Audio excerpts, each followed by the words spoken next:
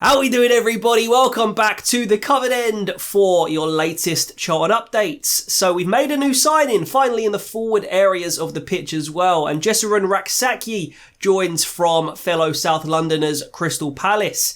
He's 19 years old. He is a right winger and he's left-footed. So he's very much in the model of a sort of modern inverted winger where he cuts in on his left, likes to have shots and obviously play passes inside, crosses, that sort of thing.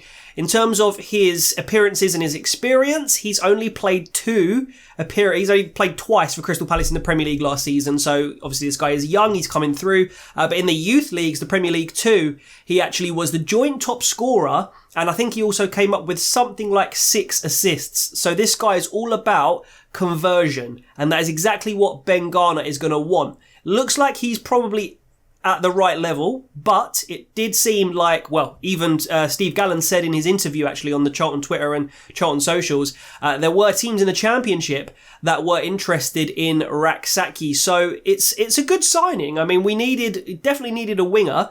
My one concern would probably be, does that allow the door now to open for someone like a Charlie Kirk or Jeserun? You wouldn't expect so. I think Kirk is more likely of those two that I just mentioned there, because there are actually teams interested in him. And of course, last season he was loaned out to Championship Blackpool for the second part of the season. So that's potentially something that could happen. But I would like to just look at the squad now and think, right, we've got 2 natural right wingers, Jeserun and Rak-Sakyi.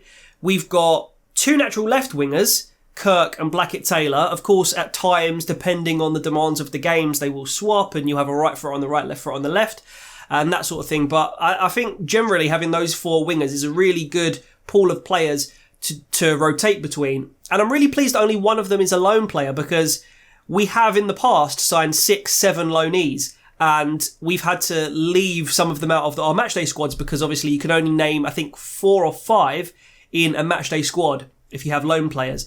So overall, I think this is a really positive signing. We've only got one other loan signing at the moment, Jeserun. So you imagine Rak-Sakyi and Jeserun will both play.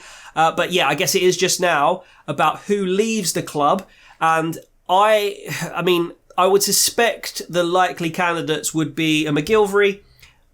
I've kind of said this, but I don't think Kirk is a likely candidate to leave because we spent money on him. I think Sandgaard will want to see that investment come to fruition. Obviously, sometimes things don't work, but it's kind of not like that with Kirk at the moment because his momentum he is becoming better. He looks good in a Charlton shirt during the pre-season with Ben Garner, and of course in the opening few games he's looked sharp at times, and he was involved in the goal build up at Derby.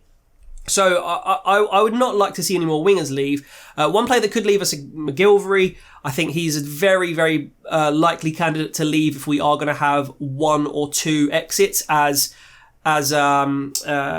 Steve Gallen did confirm is likely to happen in his interview.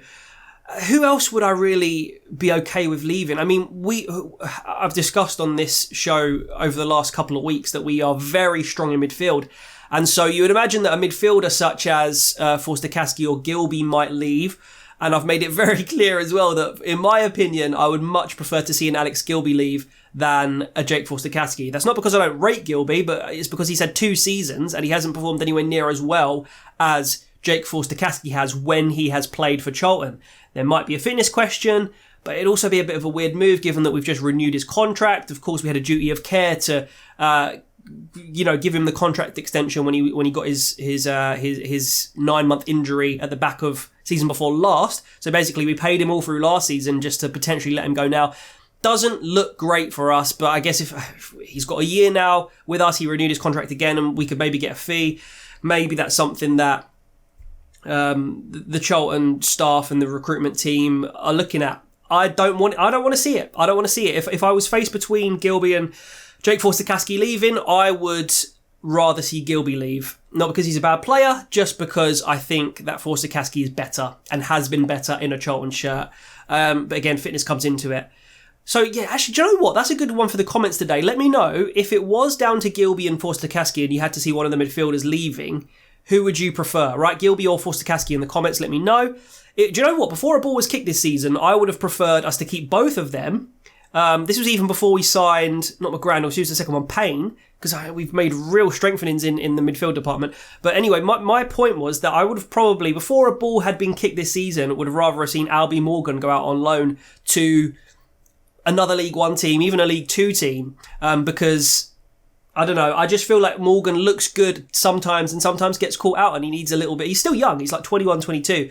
So I just think that could have been helpful to the Charlton first team and help us get results on the pitch. But clearly Garner likes him. And I'm not surprised. I mean, Garner is all about retaining possession, and Albie Morgan is a huge asset in keeping possession. The sheer accuracy of his passes, his passing ability is fantastic. And as I've discussed several times lately, on the ball, he is really, really good. It's just that off the ball where I have my doubts. But that is who I would prefer to see go.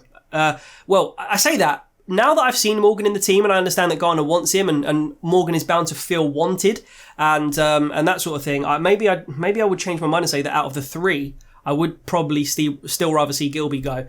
But anyway, we'll see what happens. I guess potential other exits, I can't think of any that stand out. Probably none of the defenders. The midfield we've talked about and up front, I mean, Stockley does look a little bit, I mean, he's looking increasingly like Simon Mackinock every game, isn't he? But I don't expect him to leave, but we might look at it and think if someone wants to buy him, we could maybe invest in a different striker. And then in terms of incomings, by the way, I like Stockley. I think he's good. I just don't know if he fits the system at the moment. In terms of incomings, you probably want to see another left back, another centre back probably, although, you know, Eleraway's only out for a month on loan. Maybe he comes back and he becomes the fourth choice centre-back. We'll see. I just don't know if he can rely on Ryan Innes' fitness with his track record. I think maybe a striker. Maybe a lone striker from one of the Premier League teams or someone who's out of favour at a Championship team that is good or has potential.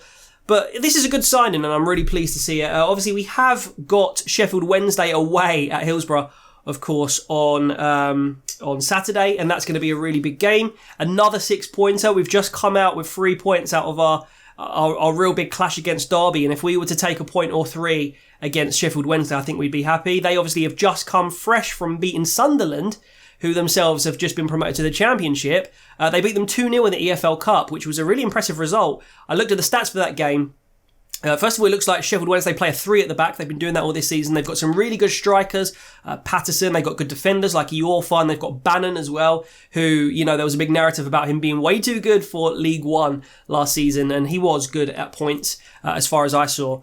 But yeah, they've definitely got some really solid players, Sheffield Wednesday, and it's going to be a big contest, obviously away. I think we'd take a point if you were to offer it to us before the game.